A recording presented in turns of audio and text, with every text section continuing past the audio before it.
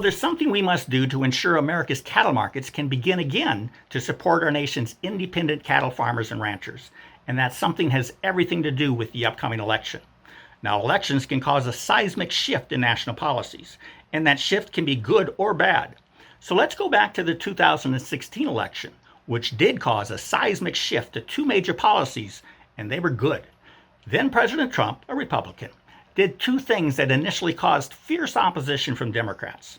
First, he reintroduced tariffs as a legitimate economic tool to both raise revenues and encourage the reshoring of offshore domestic manufacturers. Now remember, for the previous 90 years, the mere mention of the word tariff in the halls of Congress was considered blasphemy. Tariffs are the antithesis of free trade. And then President Trump made it clear that Congress had placed a false reliance on free trade agreements, causing America to suffer.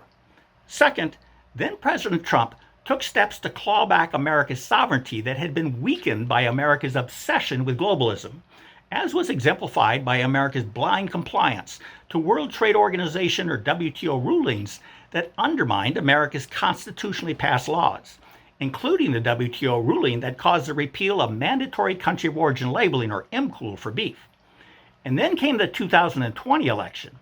Now, there was great apprehension regarding the permanency of the important initiatives implemented before the election by President Trump. Questions were raised about whether President Biden would follow through with the paradigm shifts initiated by the former president. But President Biden did follow through. He continued to use tariffs as a legitimate economic tool to address price-depressing imports and to address the existential threat from the Communist Party of China. President Biden also followed through with reforms at the World Trade Organization, rendering that unelected and unappointed international tribunal that was threatening our sovereignty to little more than a toothless tiger. And then, like former President Trump, President Biden initiated two additional seismic paradigm-shifting policies during his first term, and they too were good. President Biden resurrected the enforcement of our antitrust laws in agricultural markets, laws that had been collecting dust for over 40 years.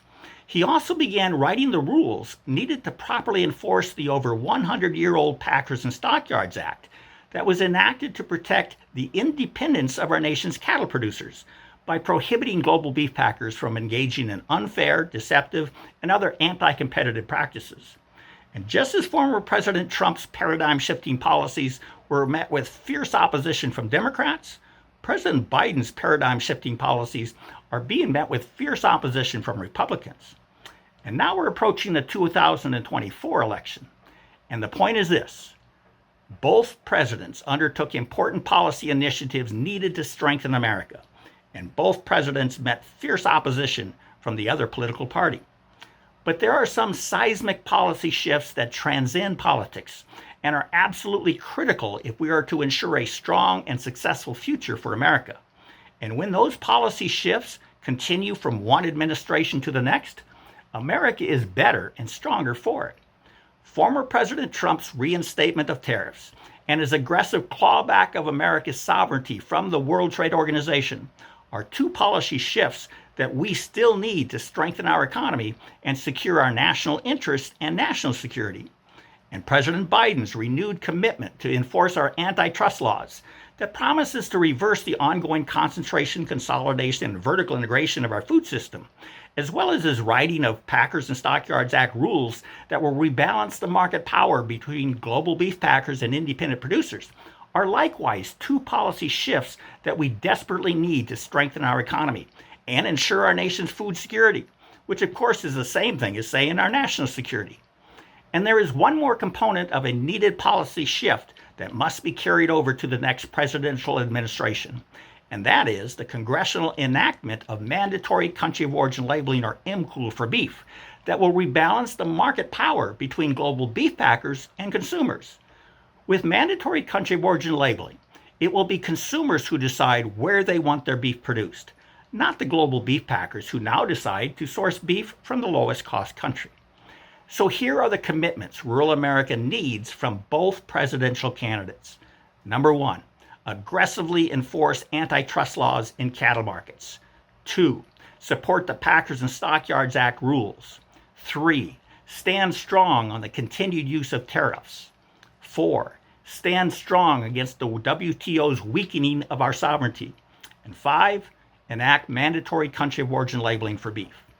Remember, there will be fierce opposition from global corporations whose self-interest will be threatened when America forges ahead to restore for domestic cattle producers, domestic manufacturers, and U.S. citizens the independence, security, freedoms, and liberty they rightly deserve under the flag of the United States of America. Well, I'm Bill Bullard with RCAF USA, the voice of the U.S. cattle producer. With that, have a productive week. Thank you and goodbye.